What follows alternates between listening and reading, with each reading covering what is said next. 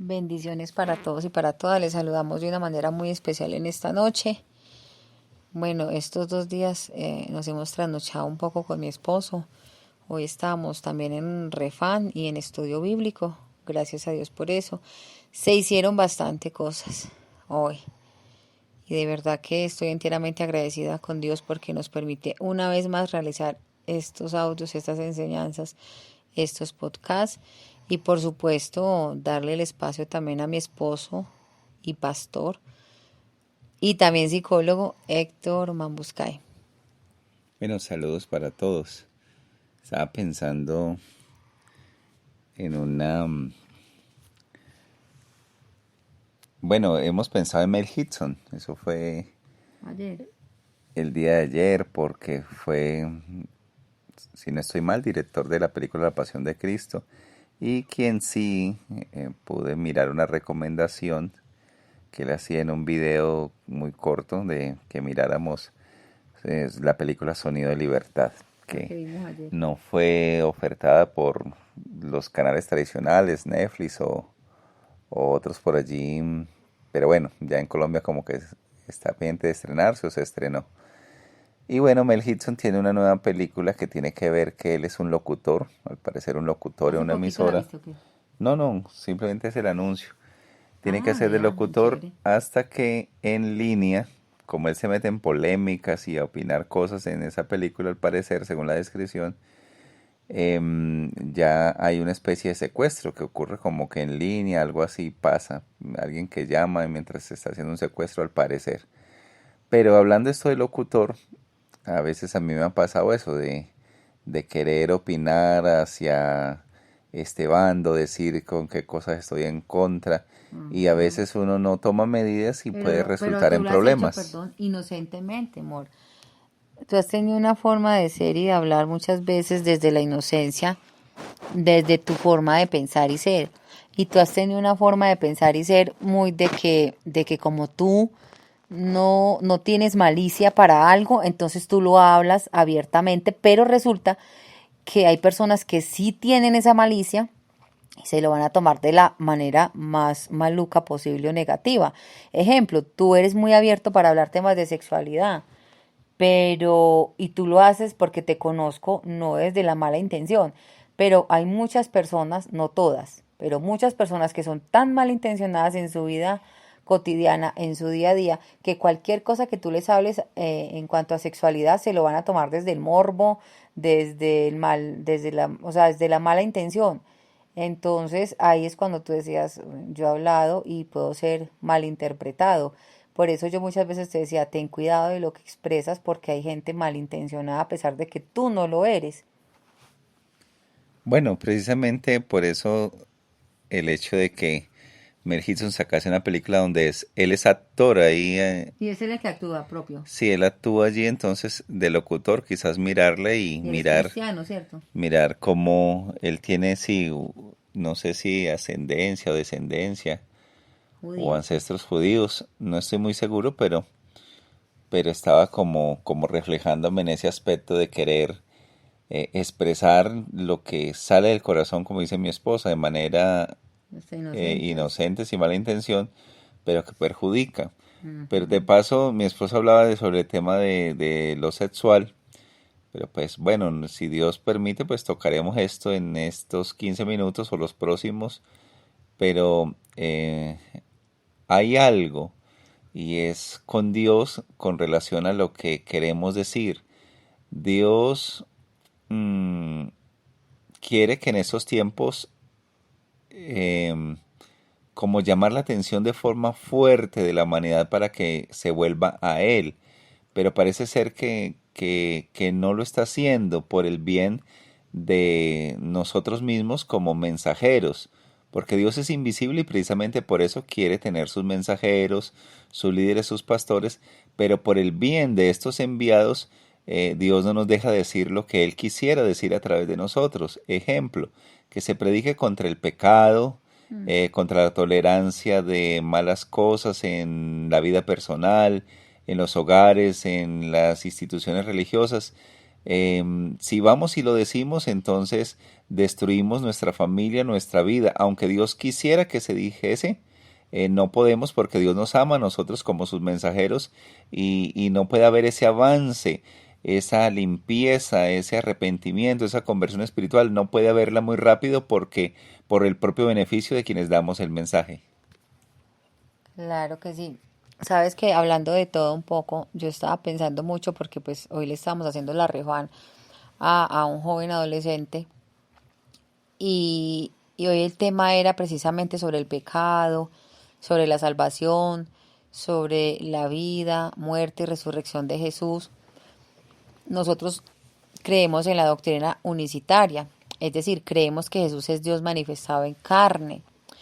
Pero mira que hoy que estábamos hablando de ese tema, normalmente cómo se enseña desde la unicidad ese sacrificio que vino a hacer Dios en forma humana al morir por nosotros.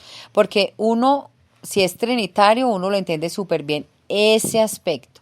Porque uno desde lo trinitario dice, Dios vio a la humanidad pecadora, que estaban corrompidos, y dijo, merecen ser destruidos, merecen la muerte, algo así, ¿no?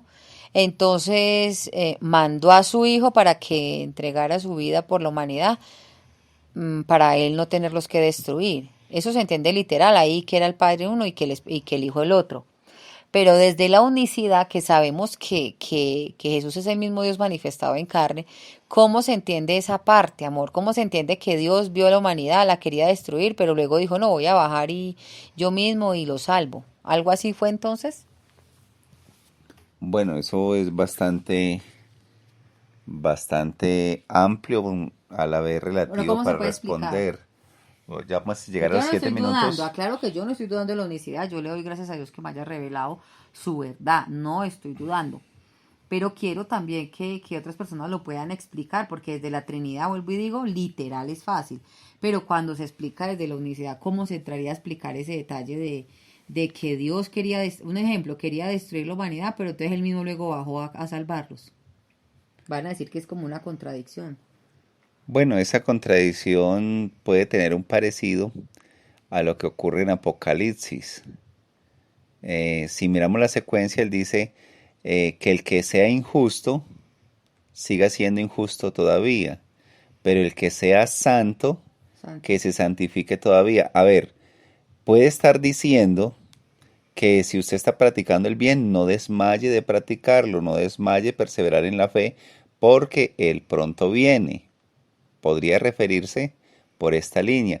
Y está diciendo que el que ha sido injusto merece una recompensa o una especie de castigo y pues que siga porque va a tener su recompensa al momento final, como No, pero solo Jesús lo dice ha el que dicho, sea justo todavía, de y el que sea injusto. santo santifique. Y lo negativo es el que robe siga robando, algo así es, ¿cómo es que dice la Biblia? No, no, El que es injusto también dice, ¿no? acabo de mencionar, de pronto solo escucharte, escuchó justicia, no, dije injusticia. Ah, ya, ya, ya. Entonces, esas son las dos líneas, injusticia versus santidad. Pero eso quiere decir venga, no quisiera salvar porque estoy con dolor a aquellos injustos. Y más bien llamo a los santos que estén santificados para que no se vuelvan injustos y los injustos pues tendrán su recompensa. Pero termina de decir esa parte en Apocalipsis y luego dice, quien tenga sed, venga a mí y beba. Pero a veces queremos hacerle dar sed al que está sin sed y realmente el que lo hace es Dios. Pero no podemos ser perezosos de dejarle todo a Dios, pero tampoco vivir en nuestras fuerzas, porque no es con espada ni con No, ejército, sí, pero sino no con estoy el explicando Santo lo que te dije. Espíritu de Dios. Bueno, mi esposa mencionaba el tema de la unicidad, Ujú. el tema de la unicidad, que cómo se explica el por O qué. sea, que el padre dice, nos quiero mandar a un juicio eterno porque son pecadores. Ah, no, pero entonces mejor bajo yo y muero por ellos para salvarlos. Algo así. Es como una, digo, desde lo literal, pareciera una contradicción. No es que esté en contra de la palabra ni de la unicidad, sino que digo yo, visto desde así, parece una contradicción un poco. Bueno, aquí yo estaba tratando solo la parte de contradicción, por eso lo estaba comparando entre versos justicia e No, no, injusticia, no, pero ¿cómo se explica el plan de de salvación desde por la qué unicidad, amor? Dios parece que quiere una cosa y luego otra. Ajá. Y luego la versión, mientras está salvando en versión humana y mientras En está lo con ganas de espiritual hacer quiere juicio destruirlo, sí. en versión justicia o versión Eso, Jehová o versión el Padre, si es eso. que fuesen dos. Pero, pero No, desde la bueno, unicidad. sellemos el tema de la contradicción. No, no. Dios le hemos atribuido nosotros características humanas donde le hacemos parecer a él variable No, pero es que él se dijo humano también. o que se arrepiente desde su parte absoluta. He escuchado de muchos pastores que Dios no tiene fallas ni se arrepiente en sí. Algunos se lo hablan desde la óptica de Adán y Eva. Pero como humano, en su manifestación en carne, va a vivir la situación humana, el sentir el desamparo, el El sentir sed, miedo. hambre, temores y demás, porque está en los días de su carne. Como dice Cristo, en los días de su carne, por su temor reverente, también obviamente aprendió humildad y aprendió cosas que como Dios sí es humilde, pero no las había experimentado desde la parte humana, y por eso dice, en el mundo tendréis aflicción, pero confiad, yo he vencido al mundo. De manera que él sí se tuvo que vivir todas las experiencias que nosotros ahora nos vivimos, Pero cómo, venció y nos da la potestad de nosotros no, vencer. sí. Pero ¿cómo explica uno que Dios el Padre, un ejemplo, o el Espíritu, quiera castigar a la humanidad, pero luego como que se arrepienta y decida volver a salvarla en humano? ¿Fue algo así más o menos? ¿Cómo se explica esa partecita, amor? Bueno, el asunto también lo explicaron de la división de dos atributos de Dios, entre la misericordia y la justicia. La justicia es Dios, que no significa venganza, sino oportunidad para todos. No estoy diciendo Y que me expliques los términos, sino, vuelvo y te digo, desde la Trinidad se explica algo así. El Padre quiso acabar con la humanidad, destruirla por los pecadores, ellos mismos buscaron el mal, pero mandó a su hijo para, de amor por la humanidad, mandó a su hijo para que muriera por la humanidad. Los trinitarios lo entienden literal. Nosotros, ¿cómo explicaríamos así como explica el trinitario, pero sin que se vea trinitario o dos dioses? Igual, se explicaría igual. Dios nos amó tanto, pero mandó a su hijo a morir por nosotros. Uno dice, mandó ese cuerpo, mandó esa forma humana, o cómo diría uno eso.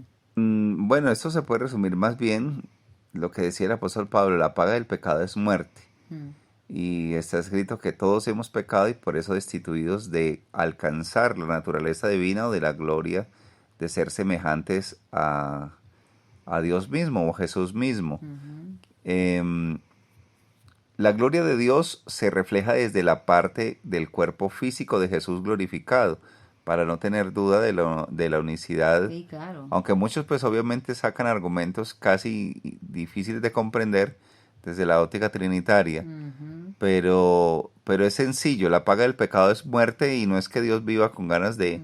acabarlo a uno, simplemente hay una ley que cuando se desobedece o se falla viene una consecuencia. Y Jesús lo que único que interviene es para que esa consecuencia de muerte, pues sobre todo no solo la espiritual, la física y la muerte segunda, se ejecuten en la vida del ser humano y sea destruido y alejado de Dios por siempre. Lo que Él quiere es librarnos precisamente no de la muerte física porque esa debe de venir como sentencia por el pecado, pero ha prometido la resurrección y ha prometido la vida eterna a través del Evangelio. En otras palabras, es una intervención en ese juicio donde merecían la muerte lo que Él hace y la hace Él mismo con piel humana. Es así como podría explicarse. O sea, que él mismo tenía como unos estatutos ya o una ley que sí o sí se debía ejecutar así porque él también la había dado y que no se podía retractar diciendo no me retracto y ya no quiero que los pecadores se mueran.